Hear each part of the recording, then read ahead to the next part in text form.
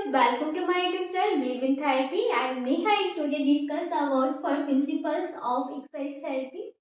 तो आज के इस वीडियो में हम प्रिंसिपल्स डिस्कस करेंगे एक्सरसाइज थेरेपी के। लास्ट का जो वीडियोस था उसमें हमने डिस्कस किया था what is exercise therapy and importance of the exercise therapy and what is the roles benefits, क्या एम होते हैं एक्सरसाइज थेरेपी का, क्या गोल्स होते हैं एक्सरसाइज का, तो हम क्यों एक्सरसाइज थेरेपी पढ़ते हैं, वो सारा कुछ हमने उसमें डिस्कस किया है। अभी तक आपने वो वीडियोस नहीं देखी है तो लिंक हम आपको डिस्क्रिप्शन में दे देंगे, तो वहाँ से भी आप जाके समझ सकते हैं कि एक्सरसाइज थेरेपी बेसिकली होता क्या है। तो आज हम पढ़ेंगे प्रिंसिपल्स एक्सरसाइज थेरेपी के। जब भी हम पेशेंट पे किसी पे भी अप्लाई करते हैं एक्सरसाइज थेरेपी उसके मैनेजमेंट के लिए, उसके रिहैबिलिटेशन के लिए, तो उस कंडीशंस में हमें इसके प्रिंसिपल्स हमें बहुत अच्छे से पता होना चाहिए। एज ए फिजियोथेरेपिस्ट आपको सारे प्रिंसिपल्स बहुत अच्छे से पता होना चाहिए, तो इसलिए वीडियोस को पूरा देखिए, स्किप बिल्कुल भी ना करें क्योंकि ये आपके लिए बहुत ज़्यादा इम्पॉर्टेंट होने वाला है। आज से लेके आपको हमेशा ये बहुत ज़्यादा काम आएगा।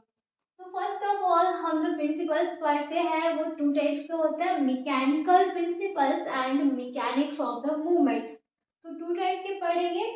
आज के इस वीडियो में हम मैकेनिकल प्रिंसिपल्स डिस्कस करेंगे, नेक्स्ट वीडियोस में हम mechanics of the movements discuss करेंगे।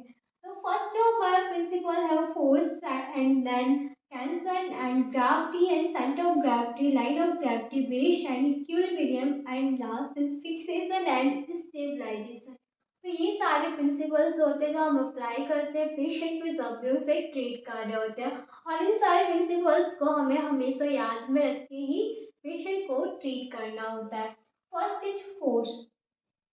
जैसा कि अभी तक आप पढ़ता है, जब भी हम किसी बॉडी या किसी ऑब्जेक्ट पे फोर्स को अप्लाई करते हैं तो उस कंडीशंस में क्या होता है, हमारी जो पोजिशनिंग होती है वो चेंज हो जाती है, अल्टर द पोजिशन हो जाती है जो भी ऑब्जेक्ट है। तो हम फोर्स को यहाँ पे रिप्रेजेंट करेंगे एक एरो के थ्रू। जो एरो है वो रिप्रेजेंट करेगा किस डायरेक्शन में फोर्स को हम अप्लाई कर रहे हैं, एंड एक हम मैग्नीट्यूड है उसे रिप्रेजेंट करेंगे लेंथ ऑफ द एरो। जो लेंथ ऑफ द एरो है वो रिप्रेजेंट करेगी कि कितना मैग्नीट्यूड अप्लाई हुआ है इस ऑब्जेक्ट पर। तो इसका जो फोर्स है, इसके जो प्रिंसिपल्स है, फोर 5 टाइप की प्रिंसिपल्स है, तो वो हम देखते हैं। फर्स्ट नंबर हम देखते हैं कि एक बॉडी है, एक ऑब्जेक्ट है, उस पर हमने एक सिंगल फोर्स अप्लाई किया एक सेम डायरेक्शन में, तो उसमें बॉडी किस डायरेक्शन में मूवमेंट करती है। जैसे कि यहाँ पे ये हमारा एक ऑब्जेक्ट हो गया, इसमें क्या है सिंगल डायरेक्शन हमने अप्लाई किया, एक सिंगल फोर्स अप्लाई किया इस बॉडी पे ऑब्जेक्ट पे, तो ये जो ऑब्जेक्ट है ये एक उसी सेम डायरेक्शन, इस सेम डायरेक्शन फोर्स लग रहा है, उसी सेम डायरेक्शन में ये बॉडी क्या होगी मूवमेंट कर जाएगी। तो ये हमारा फर्स्ट प्रिंसिपल हो गया। सेकंड प्रिंसिपल क्या, प्रिंसिपल में क्या होता है कि जो भी बॉडी है, जो भी ऑब्जेक्ट है, उस पर हम टू फोर्स अप्लाई कर रहे होते हैं अपोजिट डायरेक्शन में। जो बॉडी होती है वो एक इक्विलिब्रियम में चली जाती है, जैसे कि यहाँ पर आप देख सकते हैं ये हमारी बॉडी हो गई, और यहाँ पे हम एक फोर्स अप्लाई कर रहे हैं same force, and same force यहाँ से अपोजिट डायरेक्शन से अप्लाई कर रहे हैं ऑब्जेक्ट पे। तो इस कंडीशन में जो ऑब्जेक्ट है, जो बॉडी है, वो एक इक्विलिब्रियम में होगी, स्टेबल होगी, क्योंकि दोनों डायरेक्शन से जो फोर्स है वो सेम फोर्स अप्लाई हो रहा है। एंड देन हम थर्ड प्रिंसिपल देखते हैं। और थर्ड प्रिंसिपल में क्या होता है, जो भी ऑब्जेक्ट है, जो भी बॉडी है, उस पर हम टू फोर्स अप्लाई करते हैं, अनइक्वल फोर्स अप्लाई करते हैं अपोजिट डायरेक्शन में। जैसे कि यहाँ पे ये हमारा ऑब्जेक्ट हो गया, यहाँ पे हमने टू फोर्स अप्लाई किए हैं, वो भी लेकिन अनइक्वल है, पर उनकी जो डायरेक्शन है वो अपोजिट डायरेक्शन में हमने अनइक्वल फोर्स अप्लाई किया है। तो इसमें क्या होगा, जो फोर्स ज़्यादा होगा, जिस डायरेक्शन में फोर्स ज़्यादा पड़ रहा है, उस डायरेक्शन में हमारी जो बॉडी है वो मूवमेंट कर जाएगी। यहाँ का ये फोर्स जो है बहुत ज़्यादा है इस फोर्स के कंपैरिजन में, तो जो बॉडी है इस डायरेक्शन में मूवमेंट कर जाएगी।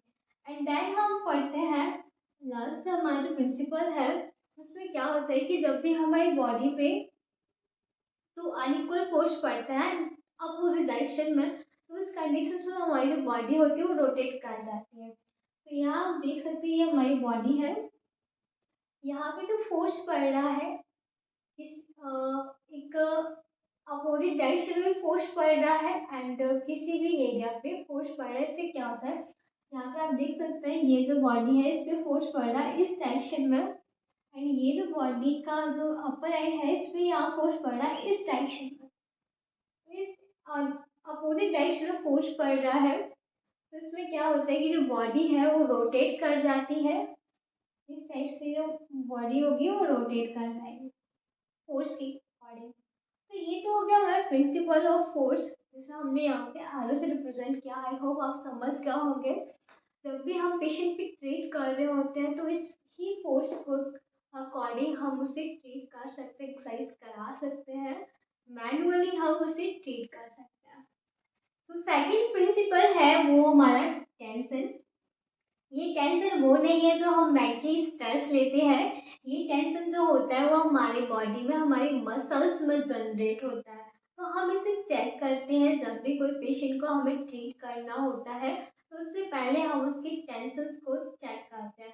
तो टेंशन को हम एक्सरसाइज देंगे, रेजिस्टेंस एक्सरसाइज करा के फोर्सफुली हम एक्सरसाइज कराते हैं, जिससे हमें पता चलता है कि पेशेंट के अंदर कितना टेंशन है। टेंशन भी एक टाइप का फोर्स होता है, जैसे कि हमने पेशेंट पे यहाँ से अप्लाई किया, फोर्स अप्लाई, और कुछ टाइम के लिए हम उसे होल्ड करके रखेंगे। जितने जब तक हम होल्ड करके रखेंगे तो हम फील करेंगे कि कितना ज़्यादा मसल्स कॉन्ट्रेक्शन हो रहा है। जब हमारा मसल्स कॉन्ट्रेक्शन होगा पेशेंट का, तो वो कॉन्ट्रेक्शन में जो टेंशन जनरेट होता है उसे हम बोलते हैं मस्कुलर टेंशन। तो ये कैपेसिटी होती है, एबिलिटी होती है हमारी मसल्स की कि टेंशन क्रिएट करना, और कैपेसिटी होती है पेशेंट की कितनी ज़्यादा उसके पास स्ट्रेंथ है। तो हम इससे स्ट्रेंथ को चेक कर सकते हैं। तो नेक्स्ट जो हमारा थर्ड प्रिंसिपल है हमारा ग्रेविटी।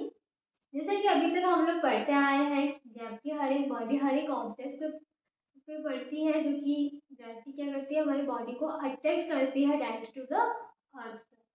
तो ग्रेविटी जब हमारी बॉडी पे लगती है फिर भी हम फॉल आउट क्यों नहीं होते हैं, इसका भी एक रीज़न होता है। हमारी बॉडी की कुछ मसल्स होती हैं जो कि लाइक एंटी ग्रेविटी वर्क करती है। जैसे कि यहाँ पे कंडीशंस है, एक क्वेश्चन हमने बनाया जहाँ पे आप देख सकते हो, उसे हमने हील ऑफ करके सेट किया है। ये हमारी ग्राउंड सरफेस हो गई। यहाँ पे आप देख सकते हो हील है वो यहाँ पे लीव करके रखी है ग्राउंड से, एंड पेशेंट का जो पूरा वेट है वो वही टो पे आ रहा है।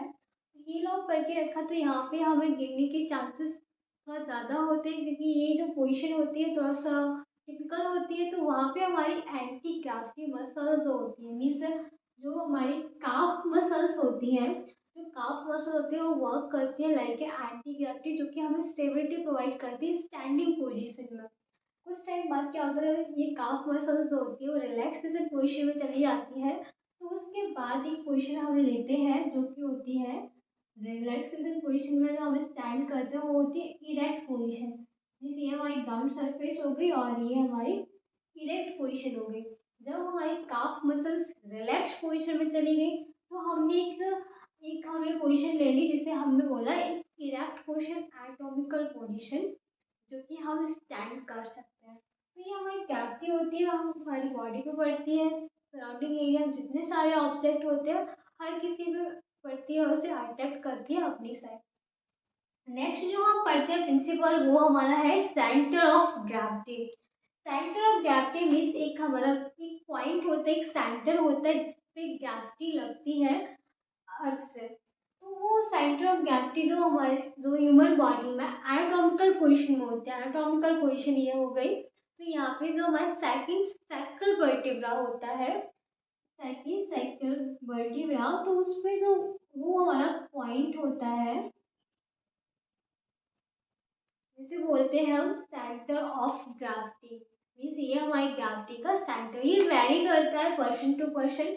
कुछ पर्सन होते हैं जिनकी बहुत ज़्यादा हाइट होती है, कुछ पर्सन होते हैं हाइट कम होते हैं, तो उनको वेरी करता है। क्यों? जिनकी हाइट ज़्यादा है तो उनकी जो सेंटर ऑफ ग्रेविटी वो भी तो ज़्यादा होगी।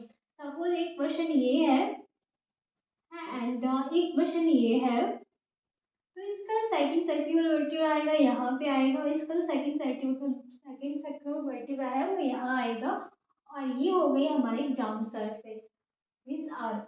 तो इसकी सेंटर ऑफ ग्रेविटी जो है वो ज़्यादा हो गई और इसकी जो सेंटर ऑफ ग्रेविटी है वो कम हो गई। तो यहाँ पे एक चीज़ हमेशा याद रखना, जिसकी सेंटर ऑफ ग्रेविटी जो है वो ज़्यादा होती है उसकी स्टेबिलिटी होती है वो बहुत कम होती है, और जिसकी सेंटर ऑफ ग्रेविटी बहुत कम होती है उसकी स्टेबिलिटी ज़्यादा होती है। क्योंकि हम जितना ग्राउंड के कांटेक्ट में, ग्राउंड अर्थ के कांटेक्ट में पास में आते जाएंगे उतना ज़्यादा हमारी स्टेबिलिटी होगी वो बढ़ती जाएगी। आई होप आप समझ गए होंगे सेकंड जो हमारी सेंटर ऑफ ग्रेविटी क्या होती है, और ये वैरी करती है, मेल में अलग होती है, वुमेन में अलग होती है, बच्चों में कम होती है। तो ये कंडीशंस पे अकॉर्डिंग होती है। कभी कभी क्या होती है कि हमारी जो सेंटर ऑफ ग्रेविटी होती है हमारे मास ऑफ बॉडी के अकॉर्डिंग चेंज होती है, अल्टर्ड होती है। जैसे कि सपोज कोई फैटी पर्सन है और कोई एक दुबला पतला सा पर्सन है, जैसे सपोज मैं हूँ। तो जो सेंटर ऑफ ग्रेविटी होती है जिससे हम एंटियरली साइड टिल्ट होते हैं, तो क्या होता है कि हमारी साइड जो सेंटर ऑफ ग्रेविटी है वो भी एंटियरली आती है, क्योंकि हमारा जो फैट होता है, मास होता है हमारी बॉडी का, वो एंटियरली शिफ्ट हो जाता है। हमारी सेंटर ऑफ ग्रेविटी भी एंटियरली शिफ्ट हो जाएगी। हम पोस्टियरली शिफ्ट होंगे तो हमारी सेंटर ऑफ ग्रेविटी होगी वो भी पोस्टियरली चली जाएगी, क्योंकि जिस साइड हमारी बॉडी का मास जाएगा उस साइड ही हमारी सेंटर ऑफ ग्रेविटी जाएगी। तो आई होप आप यहाँ तक समझ गए होंगे, और ये अभी आप डिटेल में पढ़ेंगे बायोमैकेनिक में सारी टर्म को बहुत अच्छे से। तो नेक्स्ट अब हम देखते है हमारी लाइन ऑफ ग्रेविटी है। लाइन ऑफ ग्रेविटी क्या होता है, एक इमेजिनरी लाइन होती है, एक वर्टिकल लाइन होती है, जो कि हमारी फंडामेंटल स्टैंडिंग पोजिशन इस एनाटॉमिकल पोजिशनिंग में हम चेक करते हैं, जो कि लाइज करते हैं between two vertical and between two the foots. जैसे कि ये हमारी फंडामेंटल पोजिशनिंग हो गई, एंड यहाँ पे तो ये लाइन जो होती है यहाँ से इमेजिन कर, यहाँ से इमेजिनरी लाइन होती है सेकंड सर्कल वर्टिकल से होते हुए ये लाइंस करती है हमारे दोनों फुट के बीच में। और यहाँ पे क्या होता है कि लाइन जो है वर्टिकल लाइन है, ये इससे हम पोस्चर्स को पता करते हैं कि पोस्चर जो है हमारा किस अलाइनमेंट में है। जैसे हमारे ईयर्स का अलाइनमेंट होता है, शोल्डर का अलाइनमेंट होता है, हमारे हिप जॉइंट का अलाइनमेंट होता है, नी जॉइंट का, एंकल जॉइंट का जो अलाइनमेंट होते हैं उसे ये क्रॉस करती है, जिससे कि हमें पता चलता है कि ये पोस्चर पुअर बैड पोस्चर है या हमारा गुड पोस्चर है। तो गुड पोस्चर जो होता है उसमें line of gravity centre of gravity को पास करते हैं, जो कि यहाँ पे आप देख सकते हैं हमारा गुड पोस्चर हो गया। बैड पोस्चर में क्या होता है, स्वे पोस्चर हो गया, लॉर्ड पोस्चर होगा, सर्वाइकल पोस्चर होगा। लाइक दिस इस टाइप से देखेंगे, इस टाइप का पोस्चर है, कोई ऐसे पोस्चर। तो ये जो पोस्चर होते हैं ये बैड पोस्चर होते हैं, तो हम इसे लाइन ऑफ ग्रेविटी से पोस्चर को भी हम डिफाइन कर सकते हैं। नेक्स्ट जो है बेस, यहाँ पे बेस रिप्रेजेंट करता है स्टेबिलिटी को। जैसे कि यहाँ पे हम एक एग्जांपल लेते हैं, ये तो ये हमारा बेस हो गया, एक हमारा ये बेस हो गया। तो यहाँ पे हम एक दो बॉडी है, दो ऑब्जेक्ट है, लाइक ऐसे ही आपको समझाने के लिए डायग्राम बना दिया है। तो इन दोनों में क्या डिफरेंस है, तो फर्स्ट जो डायग्राम है इसमें आप देख सकते हैं कि इन दो जो ये हमारा लेग है, right side and left side, तो राइट और लेफ्ट जो लेफ्ट साइड का लेग है उन दोनों के बीच का यहाँ डिस्टेंस देखिए, और इस डायग्राम में इन दोनों के बीच का डिस्टेंस देखिए। बीच डिस्टेंस किसका ज़्यादा है, ए डायग्राम का, ये बी, ए का ज़्यादा है, तो बेस किसका ज़्यादा हुआ, ए का ज़्यादा हुआ। बी का डिस्टेंस कम है, बेस भी कम है, तो जिसका बेस ज़्यादा होता है उसकी स्टेबिलिटी ज़्यादा होती है, और जिसका बेस जो होता है वो कम होता है तो उस पर्सन की स्टेबिलिटी ऑफ भी कम होती है। मीन्स बेस ऑफ सपोर्ट, जिसे हम बोलते हैं बेस ऑफ सपोर्ट। जिस पर्सन का बेस ऑफ सपोर्ट ज़्यादा है उसकी स्टेबिलिटी ज़्यादा होती है, एंड जिस पर्सन का बेस ऑफ सपोर्ट बहुत कम होता है उसकी स्टेबिलिटी भी बहुत कम होती है। जब भी आपसे कहा जाए कि एक थोड़ा लॉन्ग टाइम के लिए आपको खड़ा रहना है, तो आप अपनी वहाँ पे अपनी पोजीशन को चेंज कर सकते हैं, आप अपने बेस ऑफ सपोर्ट को इंक्रीज कर सकते हैं, जिससे कि स्टेबिलिटी बढ़ जाए और जल्दी से आप फटिंग ना हो। नेक्स्ट अब हम देखते हैं इक्विलिब्रियम प्रिंसिपल। तो तो इक्विलिब्रियम प्रिंसिपल में क्या होता है कि एक हमारी जो बॉडी है उसमें टू टाइप के फोर्स अपोजिट साइड से अपोजिट डायरेक्शन में जब हमारी बॉडी पे लग रहे हैं अप्लाई हो रहे हैं तो उस कंडीशंस में हमारी जो बॉडी है वो इक्विलिब्रियम में रहती है। दो अपोजिट साइड के सेम फोर्स पड़ते हैं। तो जो इक्विलिब्रियम होता है वो हमारा थ्री टाइप से होता है। फर्स्ट इज स्टेबल इक्विलिब्रियम, जिसमें हमारी बॉडी जो होती है स्टेबल मीन्स अपनी ही इनिशियल पोजीशन में वापस आ जाती है। जैसे हमने कोई भी ऑब्जेक्ट पे फोर्स अप्लाई किया, फोर्स अप्लाई करने के बाद वो जो फोर्स हटा है वो बॉडी अपने ही पुराने इनिशियल स्टेज में वापस आ जाती है, उसे हम बोलते हैं stable equilibrium. Next is unstable equilibrium, जैसे कि नाम से ही पता चल रहा है अनस्टेबल है कि जब भी हम फोर्स अप्लाई करेंगे उस ऑब्जेक्ट पे तो उसमें क्या होगा वो ऑब्जेक्ट की न्यू इनिशियल पोजीशन ले लेगा, एक नई पोजीशन ले लेगा, उसे बोलेंगे हम अनस्टेबल पोजीशन। लास्ट जो होता है हमारे पास न्यूट्रल इक्विलिब्रियम होता है। न्यूट्रल इक्विलिब्रियम मीन्स होता है कि हम किसी भी स्टेज में जब किसी ऑब्जेक्ट पे हम फोर्स अप्लाई कर रहे हैं तो उसमें कोई भी चेंजमेंट नहीं आ रहा। जैसे कि एक टेबल है, टेबल पे हमने बॉल को रखा है और हम उस पर फोर्स अप्लाई कर रहे हैं तो क्या है बॉल तो राउंडेड राउंडेड राउंडेड राउंडेड घूमती जा रही है, उसमें तो कोई चेंज नहीं आ रहा, कोई भी पोजीशन चेंज नहीं हो रही है, तो हमारा हो गया एक न्यूट्रल इक्विलिब्रियम। आई होप आप इक्विलिब्रियम समझ के होंगे, stable equilibrium, unstable equilibrium, neutral equilibrium. तो जो लास्ट हमारा प्रिंसिपल है वो हमारा फिक्सेशन एंड स्टेबलाइजेशन है। फिक्सेशन एंड स्टेबलाइजेशन मीन्स क्या होता है कि जब भी हम किसी पर्सन को एक्सरसाइज करा रहे हैं तो उस टाइम हमें कुछ प्रिंसिपल्स और याद रखने होते हैं। ऐसा नहीं है कि हम किसी पेशेंट के पास गए और वो मूवमेंट नहीं कर पा रहा है हम जाके उसे एक्सरसाइज कराने लगे, नहीं। आपको याद रखना है कि हमें कौन कौन से जॉइंट को फिक्स करना है उसके बाद ही एक्सरसाइज करनी। सपोज हम करा रहे हैं एल्बो जॉइंट का फ्लेक्सर, पेशेंट है फ्लेक्सर मूवमेंट नहीं कर पा रहा है, हमें फ्लेक्सर मूवमेंट कराना है एल्बो जॉइंट का। तो हम एल्बो जॉइंट का जब मूवमेंट करें तो हमें याद रखना है कि यहाँ पे देखते हैं कि शोल्डर जॉइंट पे जो है शोल्डर जॉइंट भी इसके साथ मूव कर रहा होता है। तो हमें फोर आर्म का सुपिएशन प्रोनेशन कराना है तो उस टाइम भी हमें देखना है शोल्डर जॉइंट भी उसके साथ थोड़ा सा मूव कर रहा होता है। तो हमें ओनली उस एरिया को मूव कराना है जिस एरिया की रिक्वायरमेंट है, तो हमें शोल्डर जॉइंट को फिक्स करना हो। तो फिक्सेशन मीन्स होता है इमोबिलिटी, मीन्स कोई भी हमें जॉइंट है कोई भी मसल्स है उसको इमोबिलिटी रखनी है। और स्टेबलाइजेशन मीन्स होता है रिलेटिव इमोबिलिटी, मीन्स जब भी हम मूवमेंट करा रहे हैं फ्लेक्शन करा रहे हैं एल्बो का तो वहाँ के जो एरियाज हैं मसल्स हैं उससे रिलेटेड और कौन कौन से मूवमेंट हो रहे हैं उन्हें हमें फिक्स करना है, स्टेबल करना है, उस टाइम के लिए होल्ड करके रखना होता है। तो ये मीन्स होता है फिक्सेशन एंड स्टेबलाइजेशन। क्योंकि जब हम अदर हमें जो रेंज चाहिए हमें एल्बो जॉइंट की चाहिए, एल्बो जॉइंट को हमें मूवमेंट कराना है उसके परफॉर्मेंस को इम्प्रूव करना है, तो हम जब उसे कराएंगे उसके साथ साथ शोल्डर जॉइंट भी हो रहा है तो और अदर रिस्ट्रिक्शन हो सकता है और अदर हमारी मसल्स में फटीग के चांस हो सकते हैं, तो हमें उसे फिक्स करके ही रखना होता है। और ये हमारे डिस्टल टू प्रॉक्सिमल मूवमेंट होता है।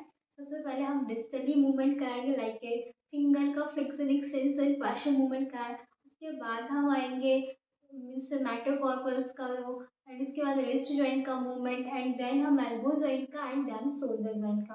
तो फिंगर्स मीन्स सपोज अगर हम रिस्ट जॉइंट का मूवमेंट करा रहे हैं तो उस टाइम हमें एल्बो जॉइंट को फिक्स करके रखना है। जब हम एल्बो जॉइंट का मूवमेंट करा रहे हैं तो उस टाइम हमें शोल्डर जॉइंट को फिक्स करना है। तो इस टाइप से ये एक सीरीज होती है कि हमें डिस्टली टू प्रॉक्सिमल चलना है और जॉइंट को उससे प्रॉक्सिमली जो भी जॉइंट पड़ता है उसे फिक्स करके रखना है। तो आई होप आप मैकेनिकल प्रिंसिपल्स समझ ही गए होंगे। इसमें हमने फोर्स डिस्कस कर लिया, टेंशन डिस्कस कर ली और हमारी gravity and centre of the gravity, line of the gravity and base of the supports क्या होता है, इक्विलिब्रियम्स कैसे हम उस प्रोपोर्शन को क्या चेक करेंगे एंड देन हमने last fixation and stabilisation discuss किया। तो वीडियो हेल्पफुल रहा हो तो please like and subscribe, thank you so much. And last जो हम वीडियो हेल्पफुल रहा हो तो please like share subscribe, thank you so much. And हम आगे वाले आने वाले वीडियोस में हम इसका सेकंड पार्ट लेके आएंगे।